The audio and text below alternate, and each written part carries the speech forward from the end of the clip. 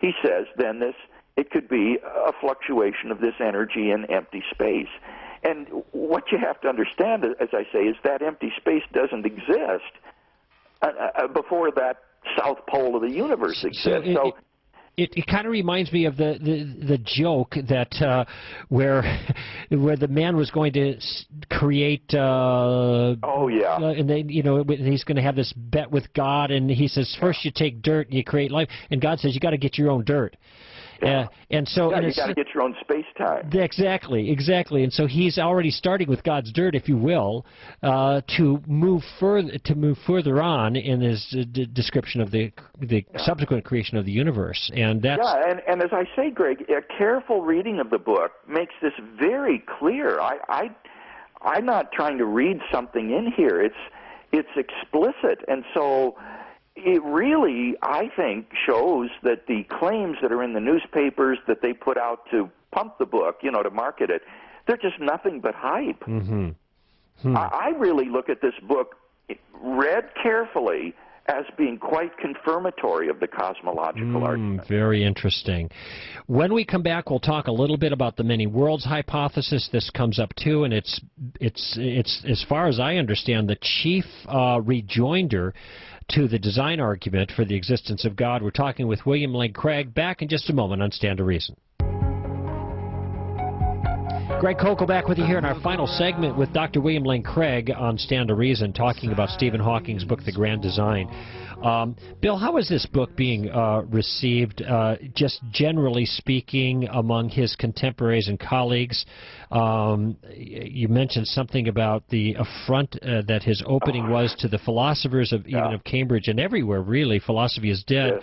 And then also to others in the area of math and physics. Well, I've been very pleased, Greg, by the reviews that I've read by people like Roger Penrose or a physicist I believe it was in The Economist. People are not being fooled by the book, at least professional scientists and philosophers are not.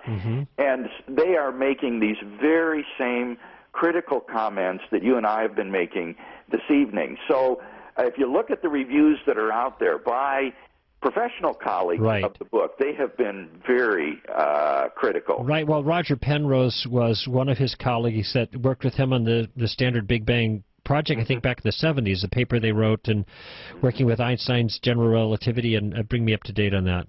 Right. He developed the singularity theorems that proved that the Big Bang went back to a singularity, and these are called the Hawking-Penrose singularity theorems. So Penrose is a man of equal the scientific stature of Stephen Hawking. An able critic. And the thing that Penrose spots and protests in his review is precisely this wild anti-realism of Hawking and Mlodinow that we spoke of near the beginning of our interview. Yes, why don't you take a moment and explain what that is? For a lot of folks may not be tracking with that concept. What they hold is that there is no objective reality out there independent of our models of reality. And what a model is for them is a sort of way of organizing your sense perceptions that come into your brain through your five senses, and you organize these in some way.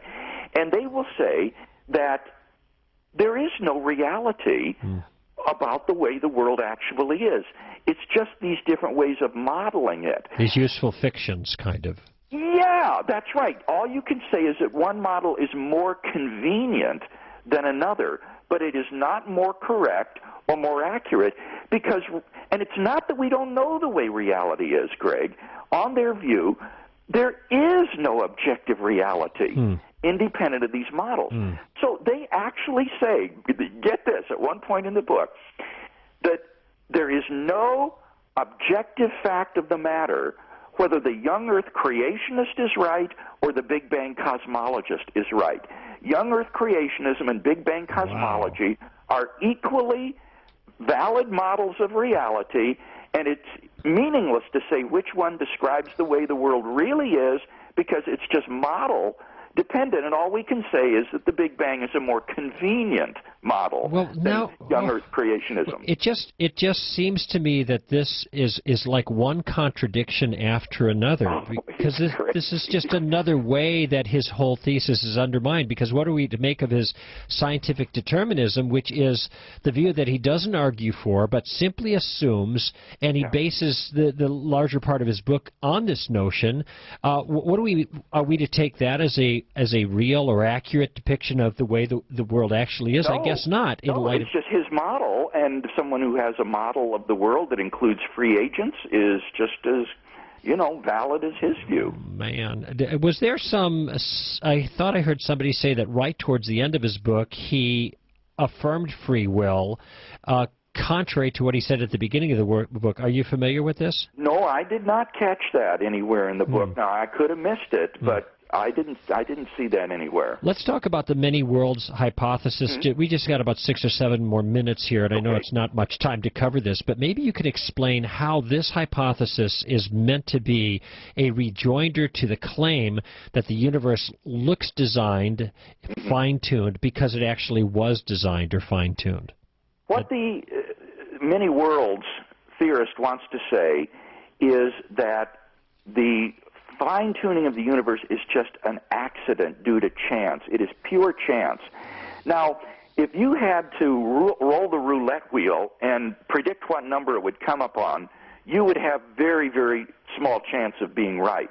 But if you had 1,000 or 10,000 roulette wheels all spinning simultaneously, then the chances are good that your number will come up on one of them at least. And so the idea here is, by having all of these invisible parallel universes out there, by chance alone, if they're randomly ordered, and that's a big if, then in one of them at least you'll have fine-tuning, and the observers in that world will look out at their universe and marvel at how well designed it is, not realizing that there are all these other universes unknown to them in which the constants and quantities of nature are incompatible with life. Now, what strikes me interesting about this response is that it is a vigorous response, I think, and meant to be a vigorous challenge against the fine-tuning argument, partly, I think, because the fine-tuning argument seems so compelling to so many people.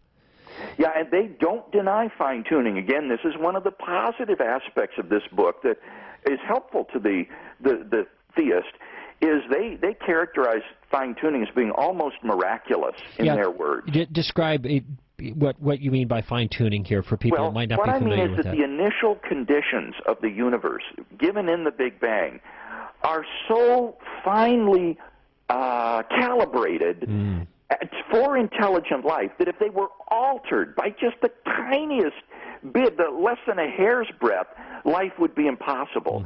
So the universe looks like it's been exquisitely designed to produce intelligent life. And Hawking and Molodinow don't dispute that. They say, yes, it looks that way. There's an apparently miraculous fine-tuning, but they will use all of these many other worlds to explain it away, just like having many roulette wheels turning at the same time. Okay, now here's the question that I have we see how the explanation is meant to work, but there are some assumptions that are built into these explanations that need to be accurate in order for this to be a valid rebuttal to the fine-tuning argument. What are some of those assumptions? Well, one assumption would be that there even are these other universes, that there are other worlds. Pardon me for chuckling, but that would be an important detail, I think. That's the main point. If this is going to be a scientific hypothesis as opposed to a metaphysical speculation, then they need to specify what is the physical mechanism that generates these many worlds. And there are lots of different suggestions, and Hawking's chosen mechanism is what's called the sum over histories. And if I could just try to explain this very briefly, when a subatomic particle goes from point A to point B, you can't predict exactly the path it follows. So physicists say, well, let's assume it follows all possible paths, and then we'll take an average of them to find which path it most probably followed. Well, what Hawking does is he interprets all of those paths to be equally real and to be each one in a different universe. So he takes what is just a mathematical calculating trick and invests it with metaphysical reality to get his many worlds. And that's just a wild use of this sum over history's mathematical trick that it was never intended to be a piece of metaphysics. So would it be fair to say that it looks suspiciously like he's kind of manufacturing these multiple universes because it solves this problem for him? It allows him to get out from underneath the impact of the fine-tuning They deny that, Greg, but I think know that's they do. Quite true. I think that's true because Feynman's sum over histories is just a mathematical calculating device. These aren't real, these other universes or other paths, and it's only by investing them with reality that he can try to get his many worlds to avoid time. I thank you, Bill. I want people to see that there is a lot of kind of bald-faced asserting that seems to be going on here, but because it's done by this man with his credentials, and because there's a lot of quantum mechanics language, it's almost blinding with science and lends credibility to these bare assertions, like the bare assertion that there are no violations to the laws of nature. He never proves that. He never shows that. He just says it. Yeah, and other scientists aren't fooled. Yeah, well, that's good. And so what are some of the other assumptions that have to be in place? You mentioned that they have to be random universes too, not just that they exist, but they have to be random. They have to be randomly ordered, and you have to say there's a sufficient number of them, preferably infinite, in order to guarantee that the finely tuned universe will appear somewhere. And none of those assumptions are proven either. They're just all adopted ad hoc. Well, it's good to hear these things because these are some of the things that I saw when I was reading in this material. But even for myself, there is it gives one pause when you see a person of Stephen Hawking's stature that makes these pronouncements, and then I see something I think is amiss, and I think, gee, well, maybe I'm the one who's making the mistake and not him. But these seem to be significant drawbacks of his approach, his presumptions, his assumptions, his methodology, his conclusions. All of these things are in question. Yeah, I think anybody who has mastered the arguments that I lay out in reasonable faith will already be equipped to answer these objections raised in this book because there isn't anything new that I haven't already discussed there. I think you mentioned there, too, or maybe I'm thinking of your blog, that even if there are multiple universes, you still you're back to the cosmological problem, you still need a cause for those universes, right? Yeah, that's right. We've not solved the origin problem of where did that South Pole, in his model come from. And moreover, Roger Penrose has raised very significant criticisms of the many worlds hypothesis as an explanation of the fine-tuning, and he doesn't even interact with the criticisms of his erstwhile colleague, Roger Penrose, which I take to be just deliberate blindness. You can't just ignore the public published critiques of many worlds by a man like Roger Penrose, as they do in this book. So would you say...